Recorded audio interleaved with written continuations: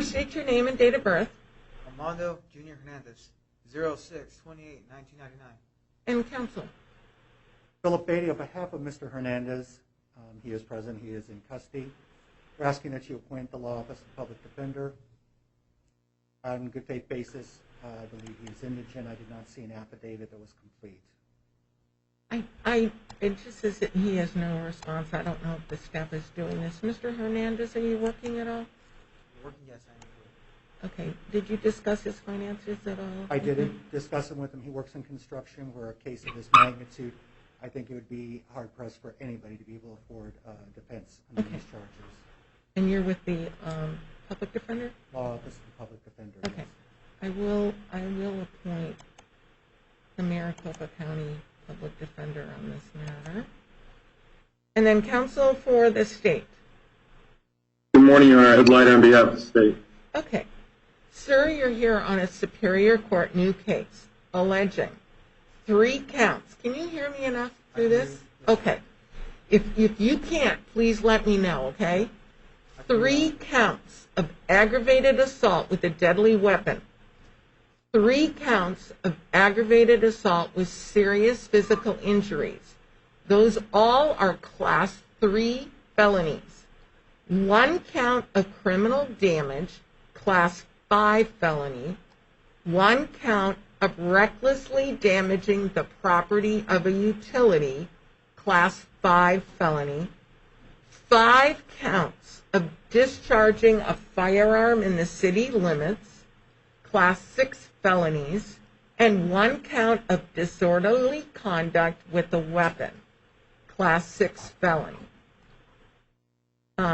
Counsel, did you have anything you wanted to say in terms of the probable cause finding? I do not, Your Honor. Okay. Counsel for the state, I did have questions on the serious physical injury. I know that at least in terms of the information I received on Form 4, there was 1 in critical condition. Can you supplement any information about the serious physical injury as to the 3 counts of those that are alleged? Your Honor, what I can tell you is that the victim who is in critical condition received a gunshot wound to the chest that caused significant blood loss, such that they, at least as of approximately 5 or 6 hours ago, they were not yet able to perform surgery because of that blood loss that continued. Hospital was very concerned because of the inability to stop the bleeding. One of the other victims of the gunshot got shot in the leg and has a shattered tibia as well as fibia. And per the hospital, there was concern that at least potentially there could be a loss of a limb, and specifically the leg, as sort of a worst case scenario. And then one of the other victims was also shot in the leg and had broken ribs. Okay. That's the extent of the information I have, Your Honor, specific to the medical situation. Okay, those were the questions I had as to those charges. I did find probable cause on the other, and then with that additional information, the court does find probable cause. As I said earlier, we are going to appoint the Maricopa County Public Defender. And then, counsel, what would you like to tell me anything about release conditions? Your Honor, I would point out that Mr. Hernandez has absolutely, to the best that I've been able to research and to the short order, no juvenile or any adult criminal history. This is his first contact with the legal system. He has significant ties to the entire Phoenix area, so he doesn't pose a flight risk. He was living with his dad and brother. I can't confirm whether he can go back there yet because I've just met with him, but we do know that he had a stable housing situation. He was working in construction. He may even be able to go back there. He's also got some other family members that are in the area that I'm going to attempt to contact.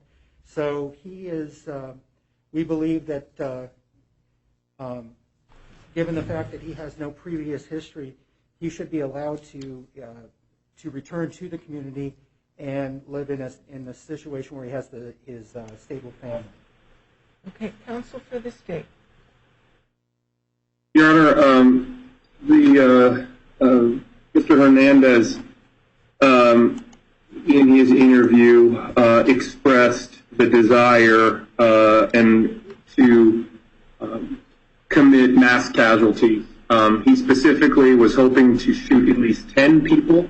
This was not a gun accidentally going off. This was Mr. Hernandez had the purpose of taking out his expressed anger at society, the feeling that he has been bullied, the feeling that women don't want him. He is a self-professed incel, which means he's involuntary or claims he's involuntarily celibate, and was deeply angered by this. In his interview specifically said that he was targeting couples. To the individuals who are gunshot victims are in fact, it appears they were a couple. He wanted these people to feel the pain that he feels on a daily basis. He suffers from extreme anger. He described, and he was very open about the fact that he has a dark side, and his dark side was coming out. The community would be at a dramatic risk from someone who said that he had been contemplating a mass casualty or mass shooting, specifically at Westgate, for at least 3 or 4 years. He indicated that he was very angry yesterday, had told the family that he was going to go to the gym. In fact, then tried to go to Panda Express to get some dinner, was not able to get it for some reason. This angered him even more. He then drove to Westgate. Again, with an AR-15 and 3 30-round magazines in the back. He wasn't sure exactly what he was going to go do there, but he made some calls to try and talk to some friends. They didn't respond. He grew even more angry. Then he said, I'm going to go to the movies. And the fact that the movie was not showing because of the pandemic, this sort of set him over the edge, as he said last night, and he proceeded to then live stream aspects of what he called himself the Westgate shooter. This presents such a dramatic threat to the community, Your Honor, that the state would be asking for a substantial bond. Before I give that, just a little more information for Your Honor. Okay, let's just address the bond at this point. Yes, Your Honor. The state would be asking for $1 million cash bond. He has a dramatic inability to control any of his motions.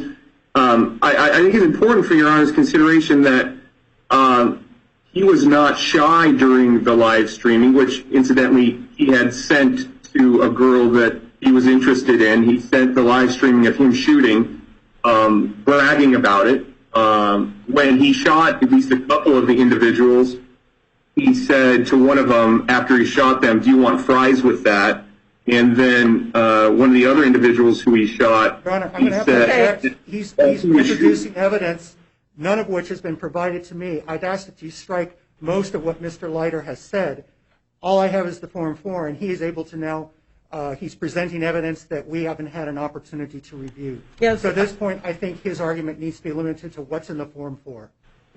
Well, I think he can expand more than the Form 4, as the court did need additional information for probable cause. But Mr. Leiter, can you, as to the conditions that the court needs to look at in terms of his ties to the community, danger to community, is there anything else that you'd like to tell the court?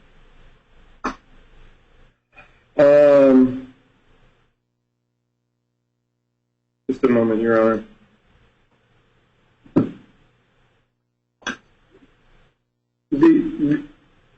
Mr. Hernandez and this is clear in the Form 4, had such a deep-seated anger that the only way that he could express that anger was to take it out on as many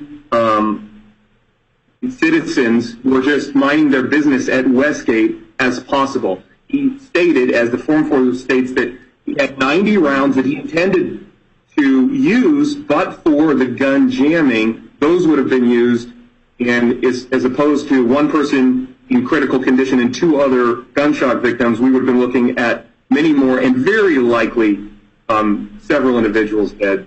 There isn't a scenario where the community would be safe with the defendant out of custody. Thank you, Your Honor. Okay, and I'm going to let you respond, sir.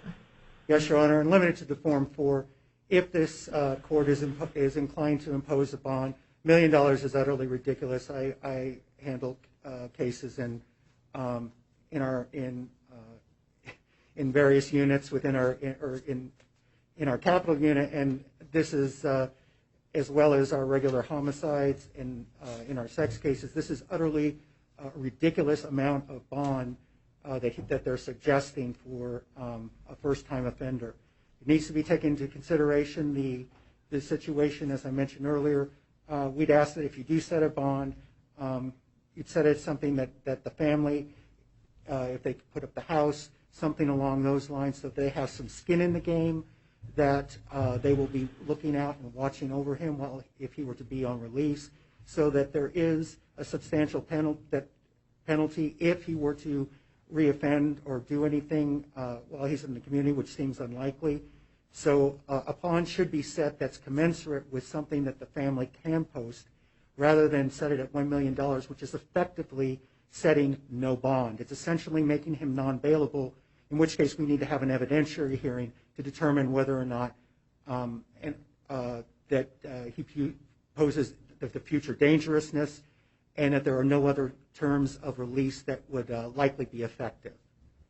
Okay, and counsel, I think my staff had indicated that you wanted to know what the recommendations were from pretrial services. Is that correct? That's correct. I'd asked to see what ever was presented to you, but they were... No, This is all new for all of us, so I'm not pointing anything. Yeah, I can tell you that with these charges, it takes him out of it, but the failure to appear score is between 1 and 6. He came up as a 1. New criminal activity score is a 1 to 6. He came up as a 2. But the final recommendation, because of the deadly weapon, is a max recommendation. Okay? Just so you know that is what I see from here. And I am going to do a $1 million cash bond. Your next court appearance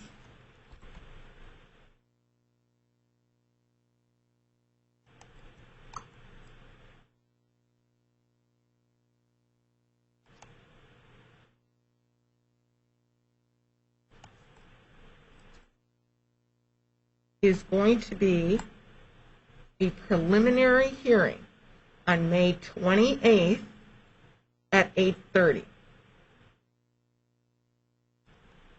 Okay? Anything from either counsel? No, Your Honor, thank you. No, Your Honor. Okay.